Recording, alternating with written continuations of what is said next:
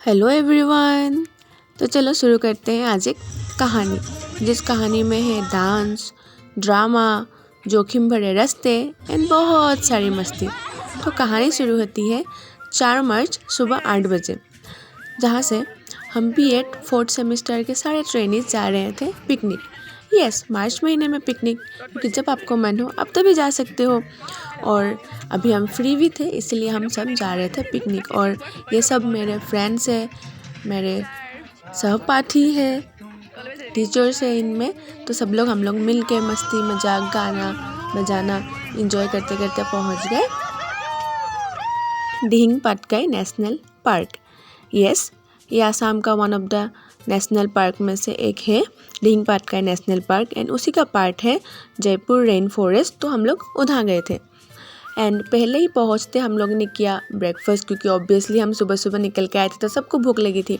And breakfast करने के बाद हुई हमारी जर्नी स्टार्ट। हमें जाना था रेन फॉरेस्ट के अंदर, जो कि थोड़ा ऊपर था, तो हमें पहाड़ की चढ़ाई करनी पड़ी। और यहाँ पे इन सर ने हमें स्ट्रिक्ट इंस्ट्रक्शंस दिए कि फॉरेस्ट के अंदर बिल्कुल बात नहीं करनी है, आपको फुसफुसा के बात करना पड़ेगा, क्योंकि हाथी को अगर पता चला कि हम लोग आ रहे हैं तो वो लोग हमसे मिलने आ जाएंगे, और फिर हाथी और इंसान तो मिल नहीं सकते, फिर आपको पता ही क्या होगा। तो इसीलिए, और ये रास्ता भी काफ़ी डेंजरस था, मतलब मैं तो कभी नहीं गई हूँ इस तरीके के रास्ते में, इसलिए मुझे इतना डर लग रहा था। मैं तो इसका हाथ पकड़ पकड़ के चल रही थी, मतलब मैं खुद से चल भी नहीं पा रही थी।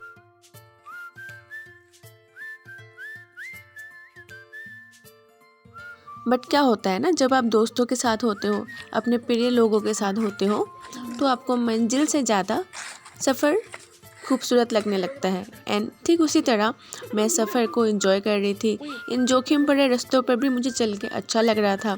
इस तरीके से रास्ते पे बहुत बहुत सारे ट्रीज़ के जो पार्ट्स होते हैं वो गिरे हुए थे, तो इसको मुझे क्रॉस करना पड़ रहा था। पतले पतले रास्ते थे जहाँ मैं 2 पेड़ एक साथ रख भी नहीं पा रही थी, बट मैं चल पा रही थी क्योंकि मेरे साथ मेरे फ्रेंड्स थे, टीचर्स थे, गाइड थे हमारे। तो इस तरीके से हम जा रहे थे। एंड इसके बाद हम पहुँचे एक ट्री के पास, जिसके बारे में हमारे गाइड देवजीत सोनवाल सर ने हमें अच्छे से बताया। एंड उसके लिए मैंने एक अलग से डेडिकेटेड वीडियो बनाया है, जो कि दिहिंग पाटकाई नेशनल पार्क के ऊपर है। उसका जो ब्यूटी है, उसके जो नेचुरल रिसोर्सेज है, जिसके लिए ये park as a national park declare हुआ, उसके बारे में मैंने बताया। तो आप लोग जाकर के वो देख सकते हो।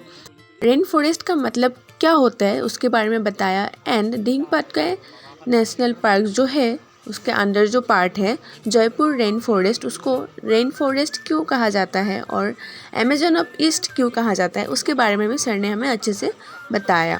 फिर हमने खेला एक छोटा सा गेम। तो सर ने हमें कहा था 100 मीटर के अंदर हमें लिप्स कलेक्ट करने थे। यस, हमें पत्ते कलेक्ट करने थे, अलग अलग डिफरेंट कितने पत्तों का टाइप हम कलेक्ट कर सकते थे, वो टीम जीतेगी। 2 टीम्स हमने डिवाइड कर लिया था।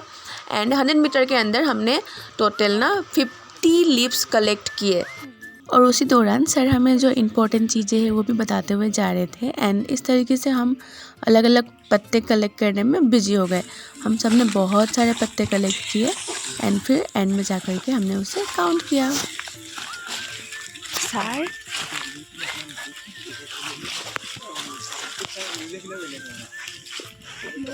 ৰুবুল ৱাও, তুমি ভালকৈ প্লে কৰিছা। চাওঁ মানস কিমান কালেক্ট কৰিলা। ৱাও।